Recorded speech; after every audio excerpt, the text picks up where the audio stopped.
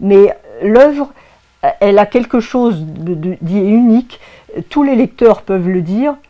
Et j'espère que les traducteurs, parce que je tiens absolument à ce que la Chine connaisse, parce que ça n'a jamais été traduit en chinois, malheureusement.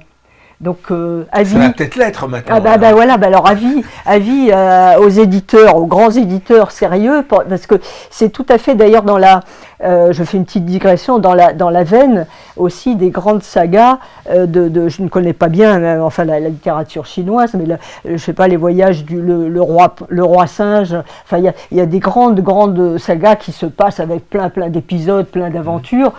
Je sais que le lectorat chinois aime lire aussi.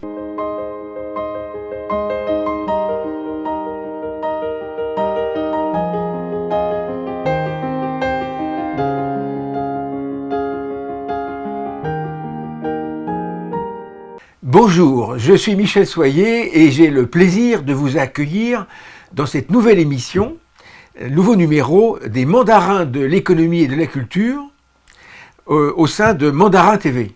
Et aujourd'hui, j'ai vraiment le plaisir de recevoir une personne que j'aime beaucoup, qui est Nadine Golubinov. Et on va parler d'un sujet qui est tout à fait un monument de la littérature populaire et qui s'appelle Angélique, marquise des anges. Tout le monde connaît, peut-être pas tant que ça en Chine. Mais Angélique, c'est d'abord un phénomène incroyable. Donc Nadine, tu me reprends si je me trompe, mais on annonce quand même 13 livres, mais on annonce aussi plus de 150 millions d'exemplaires vendus. Donc quel est l'auteur qui a vendu 150 millions d'exemplaires? Il y a eu 6 films grand public de tournée, une comédie musicale, et c'est parti beaucoup dans l'Europe de l'Est, donc l'Allemagne, la Russie, la Corée, le Japon, on espère bientôt la Chine, c'est pour ça qu'on est là pour vous en parler. Et c'est un phénomène absolument incroyable. Et Nadine, en fait, c'est la fille de Anne Gollon. Et Anne Gollon est l'auteur, avec son mari, était quand même sur le titre. L'auteur, elle a écrit, donc Anne Gollon a une vie tout à fait incroyable au sortir de la Seconde Guerre mondiale. Elle va vous en parler. Et surtout, ce qui nous intéresse aujourd'hui, c'est de pouvoir expliquer le phénomène que représente cette personne, ce personnage de roman. Donc nous, en France, on avait Balzac, qui a écrit des romans à tiroir, Victor Hugo. Voilà, donc c'est un peu une tradition française, même si Anne, ta maman, a vécu en Suisse. Bon, mais Suisse, c'est aussi la patrie de Voltaire. Mais elle est française. Elle est française, mais bon, oui. Elle est à côté. Mais nous, en France, on a l'habitude d'avoir ces grands romans. Et elle a écrit, effectivement, au siècle dernier, donc le XXe siècle, une de ces grandes séries tout à fait incroyables, en inventant un personnage qu'on a retrouvé donc dans des grands films avec Robert Hossein, etc. Un personnage, et je dois dire que ce personnage n'a pas vieilli, car il se trouve que même les petites jeunes filles d'aujourd'hui, les petites adolescentes, tout le monde veut être Angélique. C'est un modèle du genre, alors on peut comparer peut-être à Sissi impératrice, hein, mais Angélique, c'est une fille une jeune femme qui est dotée de plein de qualités, de plein de talents, et on constate que la jeunesse d'aujourd'hui, quand on repasse les films à la télévision, parce que ça passe tous les ans à la télévision, c'est ce qu'on appelle un marronnier, hein, on passe Angélique, tout le monde regarde Angélique, et toutes ces jeunes filles, elles veulent être Angélique, c'est ça qui est incroyable. Alors je voudrais que tu commences, si tu veux bien, Nadine, par m'expliquer un petit peu d'où ça vient et comment Anne Gollon est devenue Anne Gollon. Eh bien, Anne Gollon est devenue Anne Gollon, je dirais, dès l'âge de 6 ans, parce qu'elle a écrit ses premières histoires à cet âge-là. C'est ce qui s'appelle un génie, dans le sens où elle avait une imagination incroyable. Elle pouvait inventer des histoires comme ça. Elle a commencé, disons, plus sérieusement vers 17 ans à gagner sa vie en créant des nouvelles, des romans, etc. Et elle n'a plus jamais arrêté d'écrire. Voilà, c'était ça. Elle vivait dans cette écriture tout en vivant quand même à côté aussi une vie quand même de jeune fille puis de femme. Mais le phénomène en fait de l'héroïne qu'elle a créée, c'est pas c'est pas Lara Croft, c'est pas Superwoman, ça n'est pas quelque chose de fabriqué. C'est simplement qu'elle a voulu, à l'époque, c'était dans les années 50, elle a eu envie de raconter l'histoire d'une femme normale. Alors vous me direz normale, mais comment, mais quoi? Si on regarde le destin de la plupart des femmes à travers l'histoire, jusqu'à aujourd'hui, beaucoup vivent des aventures, qu'elles soient bonnes ou mauvaises, incroyables, avec un courage extraordinaire. Simplement, là, ça commence un petit peu dans les dernières années en Occident à un petit peu sortir. On se dit, tiens, la résistance, ah ben tiens, il y avait des femmes quand même, ah bizarre, il y a plus de 1000 compagnons de la libération, ah ben il y en a 6 femmes, alors qu'on sait que ça a été une foule de femmes. Enfin bref, il y a des héroïnes tout au long de l'histoire, mais des héroïnes qui ne sont pas forcément hors d'atteinte. Et elle a eu envie, voilà, et dans un cadre de l'histoire, puisqu'elle adorait l'histoire et elle ne connaissait pas du tout. À l'époque, on ne connaissait pas du tout, ça avait été enterré à l'époque de Louis XIV, donc c'est ça qui l'a intéressé aussi. Alors là, on est Louis XIV, alors je sais que tu habites Versailles, donc tu connais bien, et c'est l'époque où la France était un des pays leaders du monde connu dès l'époque. Nous étions à ce moment-là un très très grand pays, puissant, riche, avec le maximum d'habitants par rapport à ses voisins, et c'est vrai que c'est l'époque où on a rayonné, et d'ailleurs Louis XIV avait reçu des émissaires de la Chine. Oui, absolument. Mais Louis XIV a inventé, si je peux dire, le marketing d'un pays. Versailles, enfin, il a tout inventé, je dirais, au niveau, on dit voilà, on va présenter ce qu'on peut donner à une société, ça a été extraordinaire. Oui, je dis souvent, moi qui est dans la fête, c'est que quand on regarde Disneyland, eh bien, l'île enchantée, eh bien, en fait, c'est Louis XIV qui l'a inventé. C'était une des fêtes à l'époque où on l'a préparée 6 mois avant et on en parlait 6 mois après. Voilà, et dans les jardins de Versailles. Oui, c'était le côté, on va transformer ça en événement, mais en événement positif, même quelquefois des fêtes, des transformés, pour le rayonnement, mais pas pour lui, avec la grande idée, on dit voilà, les rois, les tyrans, tout ça c'est de la blague. C'est pas ça. Lui, c'était comme les vrais, j'allais dire les vrais monarques, les vrais rois, ce n'est pas eux, c'est l'État qu'ils représentent. Et ils travaillent pour l'État. Donc, il voulait montrer le royaume de France, et qui était un peu périclitant, on va dire, jusqu'à son père, qui n'allait pas fort, qui n'avait pas une image super. Et il a fait ces choses splendides. Il y a évidemment des côtés moins sympathiques, mais comme pour nous tous et à toutes les époques. Et c'est donc ce qui a intéressé ma mère de la mettre dans ce cadre. Mais je reviens à ce que tu disais par rapport à cette femme, ce phénomène populaire, mais comment? C'est parce qu'elle est intemporelle.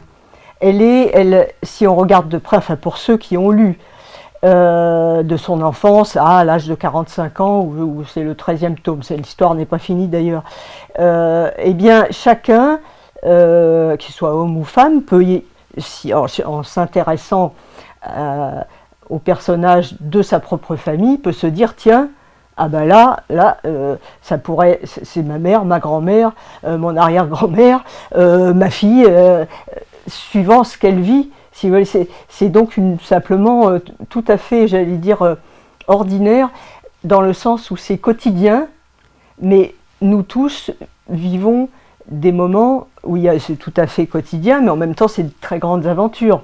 On a l'histoire qui se mêle à nos vies.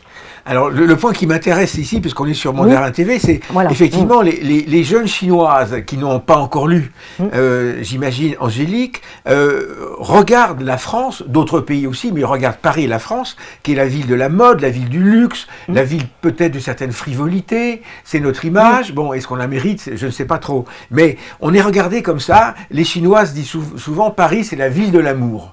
Alors on va à Paris, Paris a une image incroyable, grâce à Notre-Dame récemment, les Jeux Olympiques récemment, on a un petit peu remonté, bon, on espère qu'on va poursuivre, mais il y a un amour de la Chine vers la France. Et justement, la femme française, qui est cette femme toujours incroyable, qui fait des merveilles avec peu de choses, qui est toujours très élégante, etc. Bon, est-ce que, justement, cette Angélique, c'est pas un peu le parangon, un petit peu le modèle que toutes ces femmes chinoises pourraient regarder? Oui, elle est en fait, j'allais dire presque malgré elle, un archétype dans lequel les femmes, de toute culture d'ailleurs, peuvent se retrouver. Et pour exemple, une amie qui est dans une grande école d'art, il s'appelle les FAP, les étudiantes, une fois qu'elle les a informés sur ce qu'était Angélique, ils ne connaissaient pas, parce que bon, ils n'avaient pas vu les films, des gens de 20 ans, 25 ans, le lendemain, il y avait des petites jeunes filles de la banlieue, quoi, et qui avaient un peu regardé sur Internet, et le lendemain, elles ont dit, mais madame, mais on est toutes des Angéliques. Vous voyez, et qu'elle venait plus ou moins d'Afrique ou d'ailleurs. Et en fait, bon, pour revenir à la Chine, puisque je suis absolument ravie d'avoir cette occasion de m'adresser au peuple ou bien aux lecteurs chinois, parce qu'attention, c'est pas une œuvre du tout féminine, ni réservée aux femmes, ni tout ça. C'est une œuvre pour les hommes, les femmes ou tout ce qu'on veut. Hein, c'est tous les âges. Bon, et en fait, c'est vrai que cette image, que d'ailleurs la cérémonie de Notre-Dame a bien représentée, je dirais que Angélique et le monde d'Angélique s'inscrit dans cela, c'est-à-dire le patrimoine intemporel de la France, mais qui rayonne sur le monde. C'est-à-dire qu'il ne vient pas dire voilà comment on est, vous devez être comme ça. C'est pas ça, mais une sorte de phare vers lequel on va. Ses qualités, c'est que c'est une femme, on l'a comparée de temps en temps à Marie-Antoinette, la reine Marie-Antoinette, on l'a comparée un peu à Lady Di, tout ça c'est un peu dans la presse qu'on a pu regarder. Donc, ça c'est une erreur. C'est une erreur. Alors ses qualités, c'est quand même une femme qui est apparemment indépendante, qui est guerrière, enfin je veux dire, qui est conquérante. Oui, mais elle va de l'avant, c'est tout. Elle fait comme je dirais, bon, que ce soit là on parle beaucoup des migrants ou des gens chassés de leur pays, ou ce qui se passe en Afrique, les malheureux qui doivent fuir leur village, etc. Bon, qui fuit avec les enfants, c'est les femmes. Hein. Bon, les femmes qui sont à traîner leurs enfants, à se dire comment je vais manger, comment on va survivre, c'est des Angéliques. Elles ne sont pas guerrières spécialement, mais il faut essayer de s'en sortir. Donc c'est simplement des situations de la vie, je veux dire, la version XVIIe siècle, qu'elle montre. Alors il y a des moments où, heureusement, Dieu merci, tout ne termine pas en massacre et dans le sang, mais elle n'y échappe pas non plus, hein, la vie étant la vie. Mais il y a des moments, on remonte, on s'en sort, on arrive là. Maintenant, ça ne veut pas dire qu'on y est pour toujours. C'est un peu le côté, mais qui n'a pas de leçon à donner. Et je rebondis aussi principalement sur le mot que tu as prononcé, qui est amour. Et ma mère, c'est intéressant, surtout dans les dernières années, quand elle l'écrivait, d'ailleurs elle écrivait amour avec un grand A. Et elle avait écrit, quelquefois je retrouvais des petites phrases comme ça qu'elle écrivait. Là, elle avait écrit « L'amour a toujours raison ». Voilà le genre de femme qui était, et elle n'a pas voulu dire tiens je vais faire une histoire d'amour, non c'est pas ça, mais elle a écrit une histoire de vie dans laquelle heureusement elle a introduit l'amour qui existe aussi, et on a eu beaucoup de, mais ce n'est pas, je dirais c'est pas du tout le prince charmant toutes les 5 minutes, non c'est la vie, mais il y a des moments magnifiques qui prouvent que l'amour existe. Et ça peut être sous diverses formes. Et je dis on parce que je l'ai accompagné dans pas mal de dédicaces, surtout dans les dernières années, des gens, hommes ou femmes d'ailleurs, qui ont dit, mais vous savez, en lisant Angélique, assez jeune souvent, on s'est dit, alors ça existe. Vous voyez ? Parce que certains étaient dans des cadres quelquefois très durs, autrement ils se disent non c'est fini, c'est pas. Et puis finalement ils se sont dit mais non là c'est parce qu'ils rentrent tellement dans l'œuvre que en se disant tiens, c'est un peu comme on dit, bon voilà, le but d'aller à Paris un jour. Bon ben on se dit, même si on est dans une geôle ou n'importe où, on se dit tiens, ça me maintient. Alors dans pour l'amour, ça voilà, existe. Dans les films qui sont un petit peu critiqués entre l'auteur et le réalisateur du film, elle a ce personnage, Angélique, le côté quand même, la française est séductrice, bon il y a Robert Hossein, acteur très connu français, joue le jeu du grand charmeur, ça. Oui. Alors est-ce que justement toutes ces femmes dans le monde se projettent aussi sur ce côté femme séductrice, c'est-à-dire femme française l'ennui, j'allais dire, de ces films qui finalement, si on les remet dans le contexte des années 60, par rapport à tellement de films qui ont été faits à l'époque, montrant des femmes qui étaient soit imbéciles, soit des garces, soit des personnes qui étaient tellement qui se savaient enfants, c'est-à-dire parce qu'il y avait la femme, elle ne sait pas, il faut qu'on lui explique. Oui, bon, ça c'était les années 60. Et ben, ils se sont finalement pas mal sortis, simplement les hommes de l'époque, pour eux, ils ne pouvaient pas concevoir, ou c'est la femme qui est la mère avec les gosses à la cuisine, ou si elle est belle, puis elle sort, et puis son mari meurt, et peut-être qu'elle a, mon Dieu, une aventure dans les 10 ans, ça fait rigoler les gens de 15 ans aujourd'hui. Hein. Bon. Et alors, donc, elle est le côté séductrice, comme on dit. Mais non, les femmes ne sont pas comme ça, il n'y en a pas. C'est n'importe quoi. Je veux dire, vous avez une femme, bon, ça dépend en quel moment, quand on parle avec des collègues sur le travail, on n'est pas séductrice. À un moment, quand on se dit, comme les hommes d'ailleurs, si à un moment on se dit on veut charmer quelqu'un, ou on veut, bon, à ce moment-là, d'accord. Mais elle n'est pas plus séductrice que d'autres. Vous voyez, simplement, comme elle a fait naître dans un corps qui est beau, pourquoi pas? Parce qu'elle a dit, c'est aussi intéressant de définir. Alors évidemment, il y a certaines, mais elle n'est pas. Les films, si vous voulez, ont montré un peu le côté un peu capricieux. J'allume tout le monde, après je pousse des cris. Angélique, c'est pas ça du tout, du tout. Simplement, elle est libre. Voilà, c'était un peu la critique qu'on voit dans la presse, c'est que les films ont fait leur carrière de film, il fallait attirer un grand public, mais donc il y avait certains poncifs. Il y avait les poncifs de l'époque. Qui étaient... Et il ne faut pas juger aujourd'hui, enfin, l'époque avec les yeux d'aujourd'hui. Non, heureusement, disons, les choses ont bien changé, je dirais, dans nos pays occidentaux, dans les dernières années d'ailleurs, parce que faut pas oublier que, à l'époque où en 52, ma mère était mariée, elle était auteure depuis des années, elle a fait elle était en fait officiellement mineure du moment qu'elle était mariée. Donc, il y a un document notarié que j'ai où mon père, c'était pas de sa faute à lui, mais lui on l'a placé chef de famille et c'est lui qui dirige. S'il veut que sa femme travaille, c'est lui qui décide ou pas. Le compte, c'est lui. Donc il y avait un document notarié où devant témoin, on a que monsieur Untel accordé à sa femme le droit de continuer son métier, puisqu'elle était écrivain depuis une bonne dizaine d'années, et de percevoir les rétributions. Oui, ça a bien changé alors aujourd'hui. 52. Donc, quand on voit ça, on était quand même... Là, on a fait des progrès. Mais par contre, là, c'est une petite parenthèse. Je suis effrayée, mais par expérience personnelle de ces dernières années, de voir qu'il y a beaucoup dans les producteurs actuels, qui pourtant sont, quand on parle, sont peu normaux, et bien dès qu'on les met sur le projet comme Angélique, alors là on part, mais on part dans les délires. C'est-à-dire, alors des producteurs qui ont essayé de produire des événements. Simplement, expérience récente, des gens très bien, comme on dit, tiens, on va faire une série. Quand on s'engage, on se dit pourquoi pas.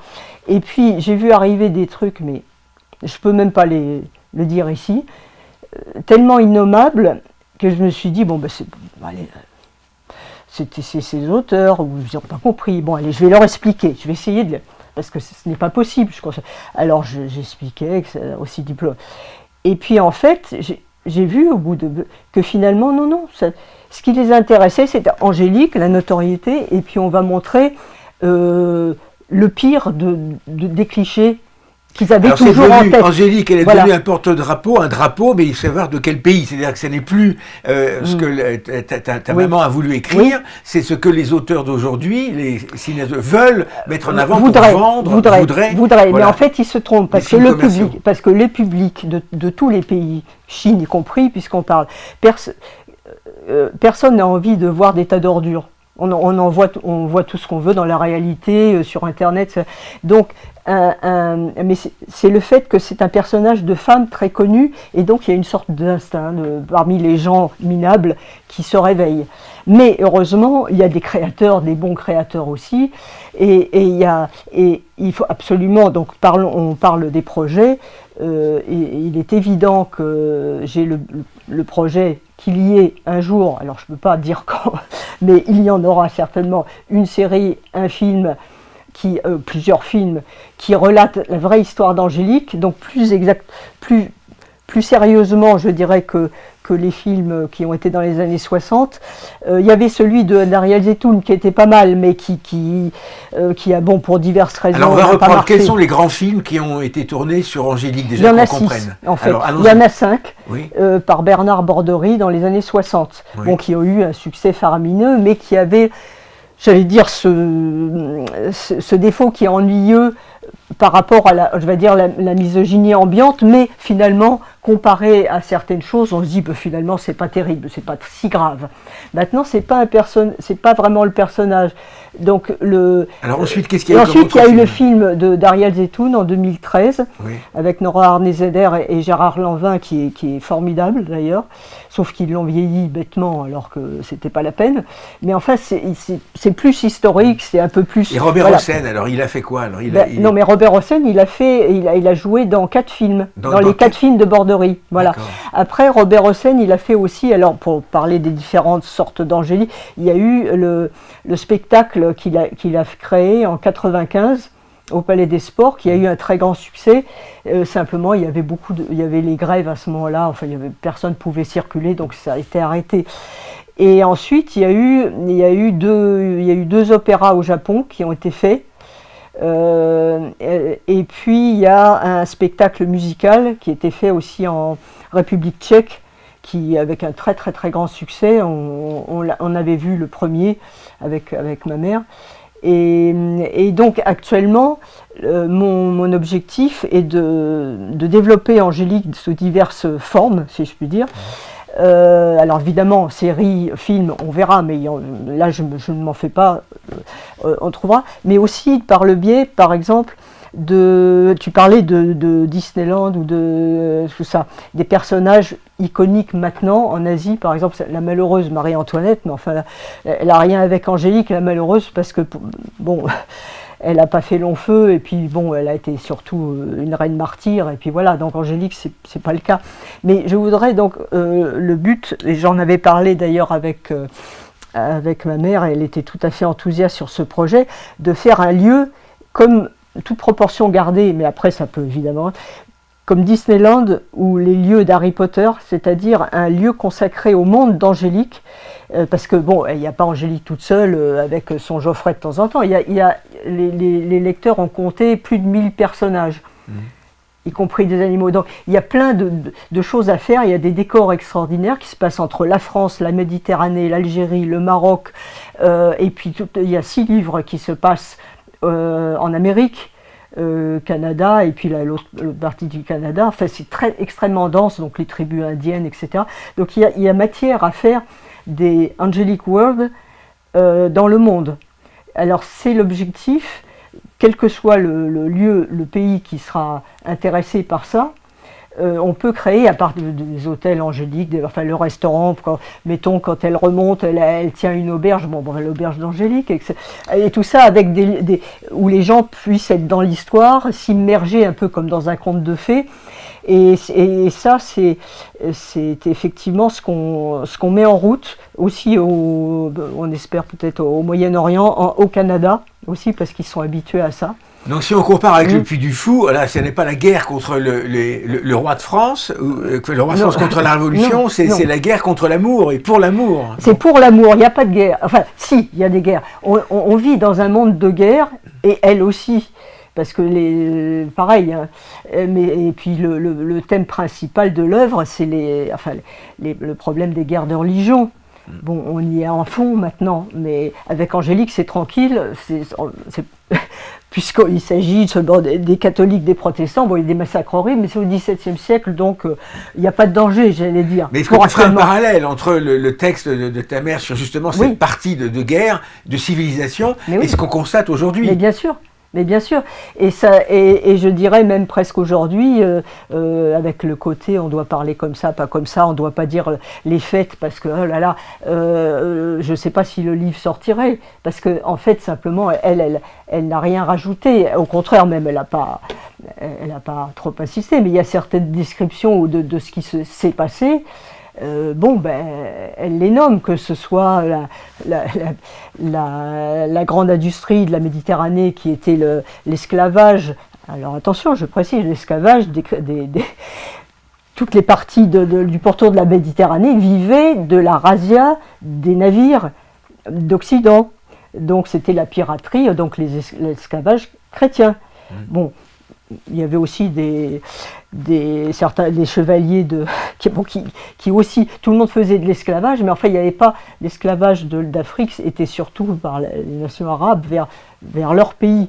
Mais là c'était une grande industrie de cette époque, et qu'elle a décrit par des choses, par des documents, tout ça par des documents, et simplement c'est un monde en guerre, mais on revient au côté positif.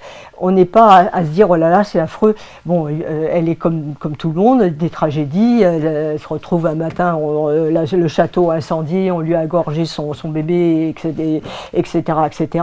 Mais après, bon, faut avancer. La phrase principale de ma mère, c'était en avant. Enfin, surtout dans ces dernières années, en avant. Puis elle y allait même en marchant de moins en moins facilement. Et ne pas oublier que le beau et le bon existent. Donc l'amour, c'est-à-dire la notion d'amour. Le bon existe. Voilà. Parfois on a du mal à le voir. Mais oui, mais c'est ça qui est malheureux. Je veux dire, il faut pas. C'est pas parce que ça dépend où on regarde. Mais chacun de nous, on sait qu'il y a des moments où on pouvait plus le voir. Mais l'œuvre, elle a quelque chose d'unique. Tous les lecteurs peuvent le dire. Et j'espère que les traducteurs, parce que je tiens absolument à ce que la Chine connaisse, parce que ça n'a jamais été traduit en chinois malheureusement. Donc avis. Ça va peut-être l'être maintenant. Alors avis aux éditeurs, aux grands éditeurs sérieux, parce que c'est tout à fait d'ailleurs je fais une petite digression, dans la veine aussi des grandes sagas je ne connais pas bien la littérature chinoise, mais je sais pas, les voyages le roi singe, enfin il y a des grandes sagas qui se passent avec plein d'épisodes, plein d'aventures. Je sais que le lectorat chinois aime lire aussi. Donc d'avoir un livre, enfin plus de 13 livres, dont certains font 1000 pages, à découvrir. Oui, ce sont des gros certains, ouvrages. Mais oui, j'ai pas pu amener là, mais même l'autre fois, il y a une nouvelle édition en poche qui est d'ailleurs très belle, qui est sortie, mais j'ai cru que je pourrais en amener la moitié, et j'ai rien pu, parce que c'est trop lourd pourtant en poche. Bon, enfin pour revenir, j'aimerais vraiment. Ce serait une affaire formidable dans tous les sens du terme, d'amener cela, de faire connaître ça en Chine, puisqu'elle est très férue, je sais, quand tu viens de le dire aussi, d'histoire et de France. Alors le problème, c'est que c'est une femme blonde, ce qui n'est pas exactement le physique d'une femme chinoise. Ben oui, mais est-ce que les gens ont envie de se voir eux? Mais je pense que justement, ça peut être un modèle de femme. Oui, mais oui. Ça ne fait rien, à ce moment-là, elles se font mettre en blond, il n'y a plus de problème. Bon, non, c'est pas du tout justement un modèle où on doit ressembler. C'est vraiment une femme. Normal, c'est une mère, c'est une épouse, c'est qu'elle essaye de sortir de son mari des procès, etc. Le personnage, d'ailleurs, il y a des personnages d'hommes extraordinaires aussi, mais il y en a aussi, heureusement, dans la vie. Certaines femmes ont la chance de pouvoir en rencontrer, se dire ah bah oui, vraiment là, un homme comme ça c'est merveilleux, c'est un vrai homme. Donc elle a des personnages comme cela où tout le monde, ce soit fille, homme, femme, j'allais dire, se dire tiens c'est là, c'est merveilleux, je peux en rêver pour moi, et en même temps qui a envie de rentrer dans ce monde-là.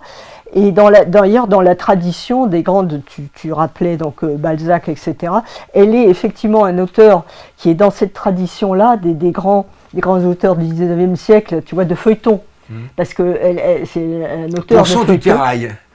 Oui, aussi. Oui. Ah oui, mais bien aussi. Ce qu'on appelle les publicistes. Oui, les publicistes. Dumas aussi, qui dit, on lui prenait, le rédacteur en chef du journal lui arrachait sa copie, il n'avait même pas terminé. Mais elle est dans ce cas, il y a un feuilleton, elle l'arrête juste là, parce qu'elle sent que c'est là qu'il faut arrêter. Et on a toujours envie de savoir ce qui se passe. Mais surtout, je reviens à l'essence de cette œuvre, c'est pas seulement de côté aventure, qu'est-ce qui va se passer, c'est quelque chose, c'est une œuvre qui est très bénéfique, elle est très tonique, elle donne du courage, elle donne de l'optimisme, quoi qu'il arrive. C'est quelque chose, parce qu'en fait, elle était comme ça, Anne Gollon.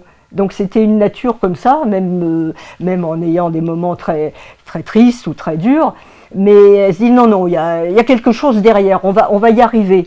Et donc les gens qui liront, enfin les Chinois qui découvriront cette œuvre, pourront aussi avoir c'est formidable. Alors, en fait, on va retrouver la lumière du roi Soleil, Louis XIV, dans la lumière de Angélique, qui va éclairer avec l'amour. Avec dont l'amour. On a tellement besoin, avec un grand A. C'est l'amour qui sauve le monde. Je ne sais plus qui l'a dit, ça c'est pas moi. Mais quand elle a dit l'amour a toujours raison, je dis voilà, ça elle a raison. C'est une phrase en exergue et qu'on veut porter au monde. Et donc. Merci beaucoup, et on va dire qu'Angélique a toujours raison, donc il faut lire Angélique, et puis, monument de la littérature. Il faut qu'elle soit connue en Chine, voilà. Donc, merci beaucoup en tous les cas. Merci à toi. Et à très bientôt pour le 14e tome alors. Oui, effectivement, ce sera pour une prochaine émission. D'accord, merci. Merci.